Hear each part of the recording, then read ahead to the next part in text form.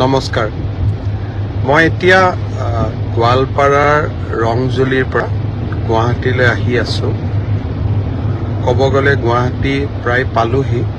ধাৰাপুৰ চাৰিআলি পাওঁ মন্ত্ৰী অশোক সিংহাল ডাঙৰীয়া আৰু মই দুপৰীয়া গোৱালপাৰাৰ ৰংজুলিলৈ গৈছিলোঁ। বেচিকেলি চিমেলি তোলা বুলি গাঁও এখনলৈ গৈছিলোঁ। যোৱাকালি সেই গাঁওখনত 5জন লোক নাও দুৰ্ঘটনাত পতিত হৈ নিহত হৈছিল। অঞ্জনা মালাকাৰ বুলি এগৰাকী মহিলা আছিলে। প্ৰায় দীৰ্ঘদিন ধৰি কেঞ্চাৰ ৰোগত আক্ৰান্ত হৈ যোৱাকালি মহিলাগৰাকীৰ মৃত্যু হৈছিল। মহিলাগৰাকীক অন্তিম সংস্কাৰৰ বাবে শ্মশানলৈ লৈ যোৱা হৈছিল। শ্মশানখন পানীৰে ভৰ্তি হৈ আছিলে বানপানীৰ কাৰণে।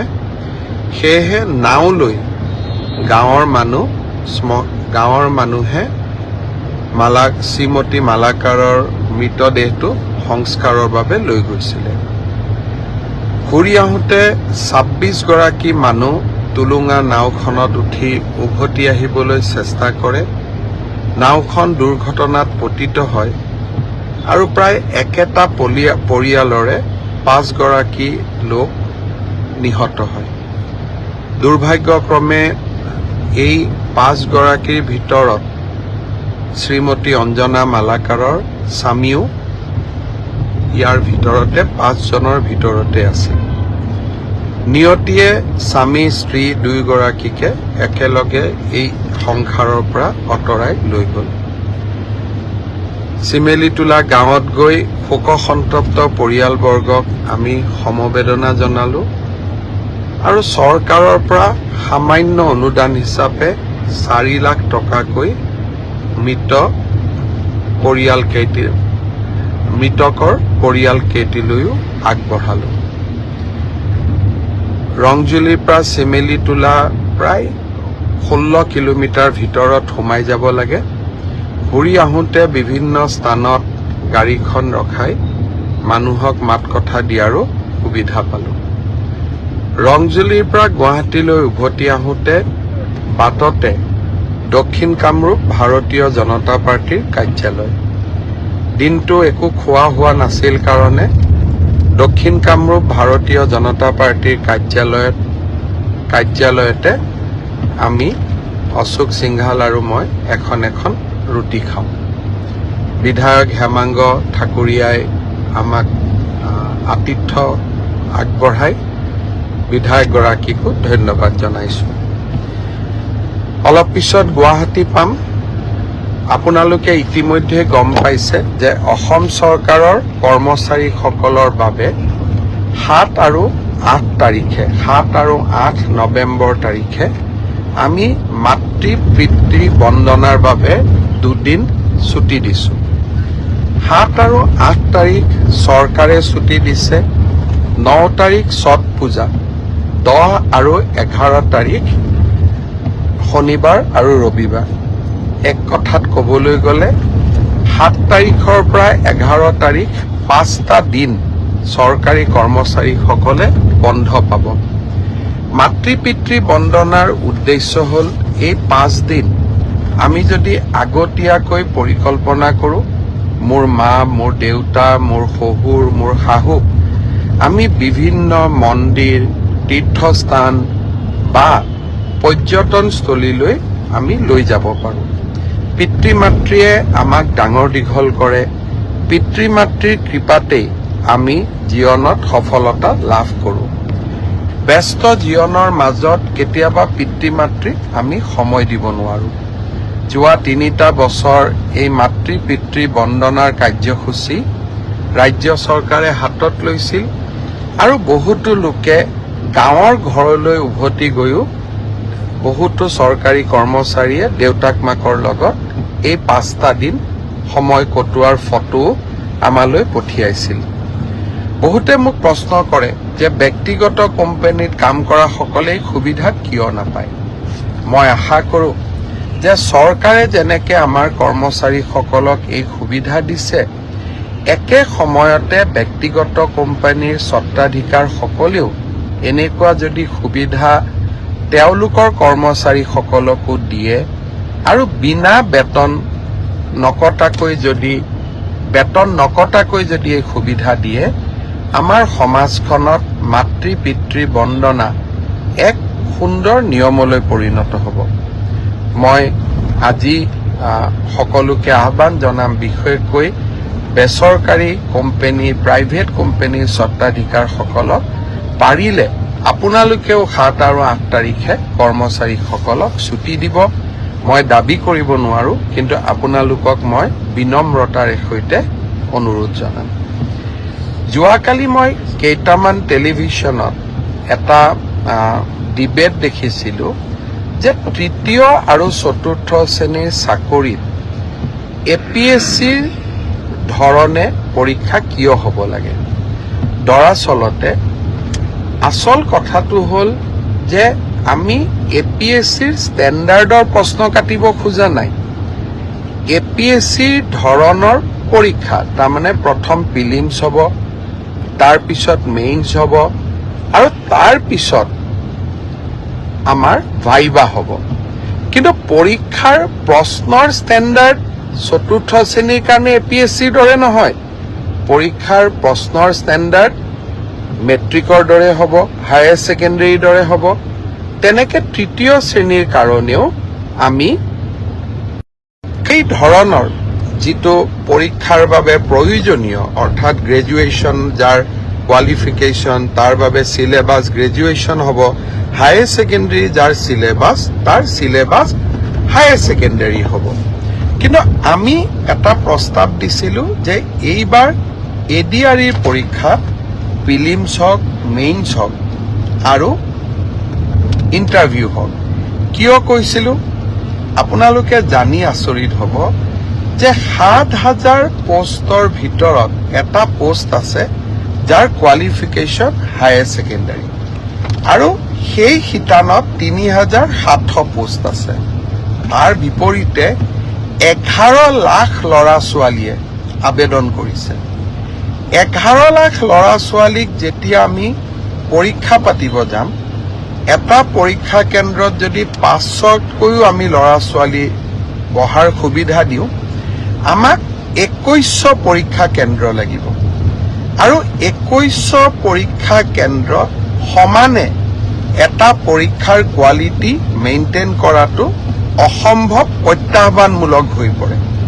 যেতিয়া আমি 2100 পৰীক্ষা কেন্দ্ৰত আমি পৰীক্ষা পাতিম, কৰবাত ইনভেজিলেটৰজন ইমান ভাল কোৱালিটিৰ নহ'ব পাৰে, কৰবাত লিকেজ থাকিব পাৰে, কৰবাত চাকৰিত ইজনে সিজনক সহায় কৰাৰো অভিযোগ থাকিব পাৰে। যদি আমি প্ৰিলিমছত এই অভাৱ বা অভিযোগ যিসমূহ থাকিসমূহৰ পৰা আমি যেতিয়া প্ৰিলিমছৰ পৰীক্ষাৰ ফলাফল দিম, প্ৰিলিমছত 1 লাখ ল'ৰা ছোৱালীয়ে পাছ কৰিব, আৰু 1 লাখ ল'ৰা ছোৱালীক আমি যেতিয়া মেইনছ পৰীক্ষা পাতিম, তেতিয়া তাত পৰীক্ষাৰ কোৱালিটিটো আমি খুব সূক্ষ্মভাৱে মেইনটেইন কৰিব পাৰিম। অৰ্থাৎ শেষলৈ গৈ যোনে চাকৰি পাব, তাত কোনো ধৰণে কোনো কেণ্ডিডেটে কম্প্ৰমাইজ কৰি চাকৰি পোৱাৰ সুবিধা নাথাকে। সেইকাৰণে UPSCৰ পৰীক্ষাই হওক, APSCৰ পৰীক্ষাই হওক, 3টা তৰপত পৰীক্ষা পাতে। পৰীক্ষাৰ প্ৰশ্নৰ কাকতবোৰ APSC UPSCৰ দৰে নহয়। দুজন মানে কৈ আছে চতুৰ্থ শ্ৰেণীৰ কাৰণে APSCৰ দৰে পৰীক্ষা কিয় হ'ব লাগে। চতুৰ্থ শ্ৰেণীৰ ইণ্টাৰভিউত APR জনে ক্লাছ 10ৰ ষ্টেণ্ডাৰ্ডে পৰীক্ষাৰ প্ৰশ্নৰ উত্তৰ দিব, কিন্তু প্ৰিলিমছ আৰু মেইনছৰ মাজেদি যেতিয়া সৰকি আহিব, তেতিয়া চাকৰি যোগ্যজনে পাব। মোৰ এটাই লক্ষ্য আছিলে যে চাকৰি যাতে যোগ্যজনক বাদ দি আন কোনোৱেও নাপায়, কাৰণ চৰকাৰী চাকৰি যোগ্যতাৰ আধাৰত হ'লে আমাৰ ছাত্ৰ ছাত্ৰীসকলৰ শিক্ষা ব্যৱস্থাৰ ওপৰত আস্থা উভতি আহে। যোৱাবাৰ আমাৰ এটা পৰীক্ষাত কেণ্ডিডেট আছিল 6 লাখ, এইবাৰ এটা পৰীক্ষাত হ'ব আমাৰ কেণ্ডিডেট 11 লাখ। প্ৰিলিমছ মেইনছৰ মাজেদি আমি আহিলে আমাৰ বহুখিনি চেক এণ্ড বেলেঞ্চ আমি কৰিব পাৰিলোহেঁতেন। কিন্তু যি নহওক, মই বিশ্বাস কৰোঁ যে চৰকাৰৰ সিদ্ধান্ত যিমান হওক আমি বিতৰ্কৰ ঊৰ্ধত ৰাখিব লাগে। দুই এজন ৰাজনৈতিক দলেই হওক বা আমাক বেয়া পোৱা দুই এজন ব্যক্তিয়ে হওক, চৰকাৰৰ প্ৰতিটো কথাতে তেওঁলোকে বিতৰ্ক হোৱাটো বিচাৰে। আৰু বিতৰ্কৰ পৰা তেওঁলোকৰ যে কিবা লাভ হয় এনেকুৱা নহয়, যেন বিতৰ্ক কৰি চৰকাৰখনৰ ভাল প্ৰচেষ্টাসমূহকো তেওঁলোকে যাতে কৰবাত নিগেটিভিটিলৈকে ৰূপান্তৰ কৰিব পাৰে। সেইবাবে ময়ো সাৱধানে থাকিব খুজিছোঁ। এইবাৰ আমি প্ৰিলিমিনাৰী পৰীক্ষা নাপাতো, মেইনছ আৰু ভাইবা ভচিৰ মাজেদিয়ে আমি পৰীক্ষাৰ ৰিজাল্ট দিম। অৱশ্যে 11 লাখ ছাত্ৰ ছাত্ৰীয়ে যেতিয়া 2100 পৰীক্ষা কেন্দ্ৰত পৰীক্ষা দিব, ই এটা ভীষণ প্ৰত্যাহ্বানমূলক হ'ব। কেনেকৈ পৰীক্ষা পাতিব পাৰিম, 2100 স্কুল কলেজ, ই এটা ডাঙৰ প্ৰত্যাহ্বান হ'ব। চৰকাৰী বিষয়াসকলে এই বিষয়ে আলাপ আলোচনা আৰম্ভ কৰিছে। ৰাইজৰো সহযোগিতা লাগিব। কি ধৰণে পৰীক্ষাটো বিতৰ্কৰ ওপৰত ৰাখিবৰ কাৰণে ৰাইজৰো আমি সহায় ল'ব পাৰোঁ, তাৰ বিষয়ে আমি চিন্তা চৰ্চা কৰিছোঁ। সময়ত আমি আপোনালোকক ক'ম। 3 অক্টোবৰৰ পৰা পুলিচৰ ইণ্টাৰভিউ আৰম্ভ হ'ব। তাত এনেকুৱা কোনো অসুবিধা নাই, যোৱাবাৰ যেনেকৈ নিযুক্তি হৈছিল এইবাৰো হ'ব। আৰু শিক্ষকৰ নিযুক্তিৰ ক্ষেত্ৰতো আমি ইতিমধ্যে ব্যৱস্থা আৰম্ভ কৰিছোঁ আৰু ইয়াতো বহুত বেছি বিতৰ্কৰ অৱকাশ নাই। আৰু এইবিলাকত নিশ্চিত কোৱালিফিকেশ্যন লাগে কাৰণে কেণ্ডিডেটৰ সংখ্যাও কম। কিন্তু তৃতীয় আৰু চতুৰ্থ শ্ৰেণীত এইবাৰ অসম্ভৱ প্ৰাৰ্থীয়ে আবেদন কৰিছে। সৰ্বমুঠ 18 লাখ আবেদন এই 14,000 পোষ্টৰ কাৰণে আমাৰ ওচৰলৈ আহিছে। যি কি নহওক, দুই এজনে সুধি আছে যে চিলেবাছ কেতিয়া দিব। মই অহা পৰহি বা মেক্সিমাম 4 দিনৰ ভিতৰত চিলেবাছ দুখন প্ৰকাশ কৰিবৰ বাবে মই ৰিক্ৰুটমেণ্ট কমিশ্যনক নিৰ্দেশ দিছোঁ। আৰু মই ভাবোঁ যে ইয়াৰ পিছত এই পৰীক্ষা সম্পৰ্কীয় আপোনালোকে যি কথা বুজিব খোজে, জানিব খোজে, ইয়াৰ পিছত ৰিক্ৰুটমেণ্ট কমিশ্যনে আপোনালোকক জনাই থাকিব। মই মুখ্যমন্ত্ৰী হিচাপে এই প্ৰক্ৰিয়াটোৰ পৰা খুব প্ৰয়োজন নহ'লে আজিৰে পৰা আঁতৰত থকাটো উচিত হ'ব। অৱশ্যে ক'ৰবাত ভুল ভ্ৰান্তি থাকিলে, ক'ৰবাত কিবা বুজাত অসুবিধা হ'লে, ক'ৰবাত স্পষ্টীকৰণৰ প্ৰয়োজন হ'লে নিশ্চয় মই আপোনালোকক এই ধৰণে ফেচবুক লাইভে হওক বা সাংবাদিক মেলত আহি আপোনালোকক মই বুজাবৰ বাবে বা আপোনালোকক চৰকাৰৰ স্থিতি স্পষ্ট কৰিবৰ বাবে মই চেষ্টা কৰিম। বানপানী গোটেইকেইখন নদীতে পানী কমিছে। এক প্ৰকাৰ আজি পাছিঘাটক বাদ দি ব্ৰহ্মপুত্ৰ বিপদসীমাৰ তলেদিয়ে বৈ আছে। উপনদীসমূহৰো পানী কমিছে। এতিয়া ইয়াৰ পিছত আমি বান সাহায্য বা পুনৰ সংস্থাপনৰ কামত আমি নিজক আত্মনিয়োগ কৰিম। চাওঁতে চাওঁতে গুৱাহাটী পালোহি, ISBT পালোহি, হাইৱেৰ ওচৰ পালোহি। আজিলৈ আপোনালোকক ইমানেই জনাইছোঁ। ৰহাৰ কাষত জোঙাল বলহু গড়ত আমি এটা সুন্দৰ পৰ্যটনৰ এটা প্ৰকল্প স্থাপন কৰি আছোঁ। অহাকালি যদি সময় পাওঁ এবাৰ ৰহালৈ যোৱাৰ বাবেও চেষ্টা কৰিম, প্ৰকল্পটো চোৱাৰ কাৰণে। জোঙাল বলহু আছিলে তিৱা জাতিৰ এগৰাকী, ক'বলৈ গ'লে জাতীয় বীৰ, জাতীয় অনুপ্ৰেৰণা। আৰু তিৱা জাতিৰ লগতে কৃতজ্ঞ অসমীয়ায়ো সদায় জোঙাল বলহুৰ বীৰত্ব আৰু শৌৰ্যক গৰ্বৰে সোঁৱৰণ কৰে।